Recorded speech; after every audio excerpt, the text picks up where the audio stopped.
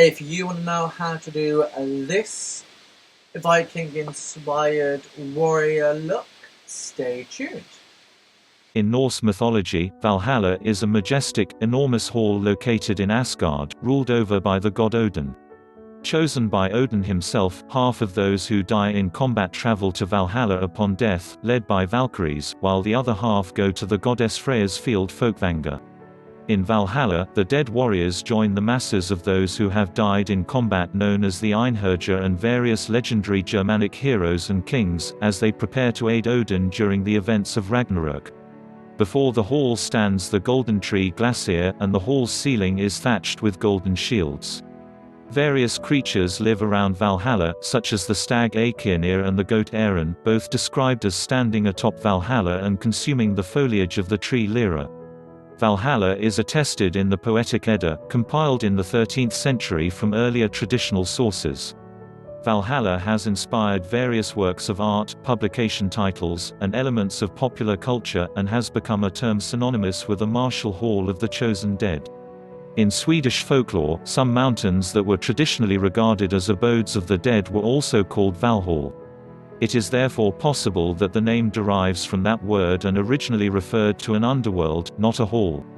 In the mythologic poem Grímnismál, the god Odin states that Valhalla is located in the realm of Glasheimr.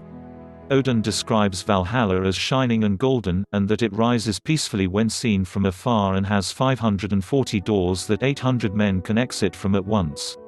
From Valhalla, every day Odin chooses from those who have died in combat, and the hall has spear shafts for rafters, a roof thatched with shields, coats of mail are strewn over its benches, a wolf hangs in front of its west doors, and an eagle hovers above it. The holy doors of the ancient gate Valgrind stand before Valhalla. Within Valhalla exists Thor's hall Bilskirnir, where he lives with his wife Sif and their children, and within it exists 540 rooms, and of all the halls within Valhalla, Odin states that he thinks his sons may be greatest. The goat Erin and the stag Aekirnir stand on top of Valhalla and graze on the branches of the tree Lyra. Erin produces vats of mead that liquor cannot be compared to, and from Aekirnir's antlers drip liquid into the spring Hvgelmir from which flows forth all waters. Valhalla is first mentioned in the book Gulveginning, where it is described partially in euhemerized form.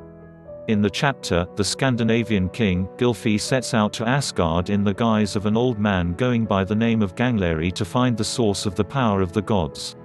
The narrative states that the gods foresaw his arrival and had prepared grand illusions for him, so that when Gangleri enters the fortress, he sees a hall of such a height that he has trouble seeing over it, and notices that the roof of the hall is covered in golden shields, as if they were shingles.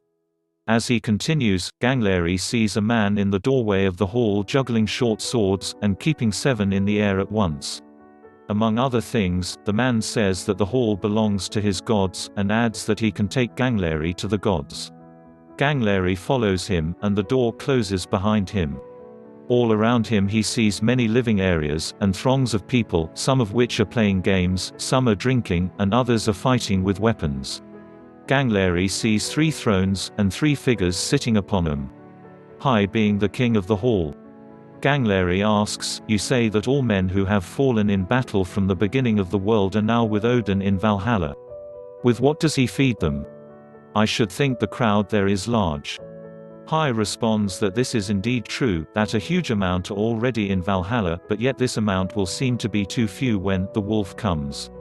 High describes that there are never too many to feed in Valhalla, for they feast from Saerimanir, a creature killed and cooked every day for the gods, and is again whole every night. Gangleri asks if Odin himself eats the same food as the other gods, and High responds that Odin needs nothing to eat, Odin only consumes wine, and he gives his food to his wolves Jerry and Freki.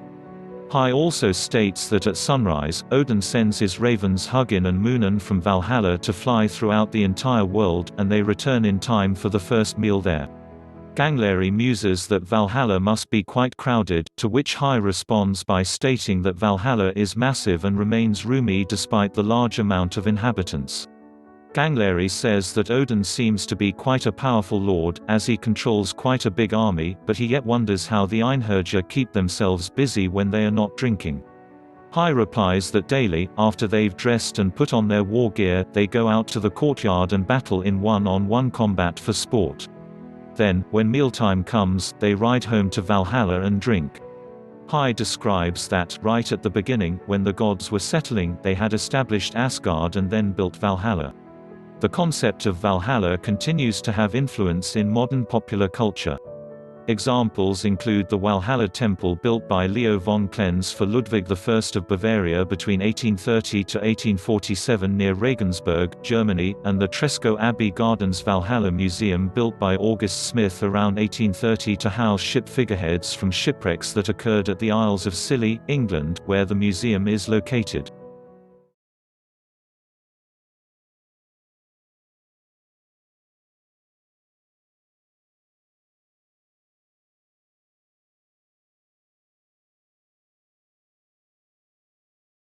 And this is the final look, guys.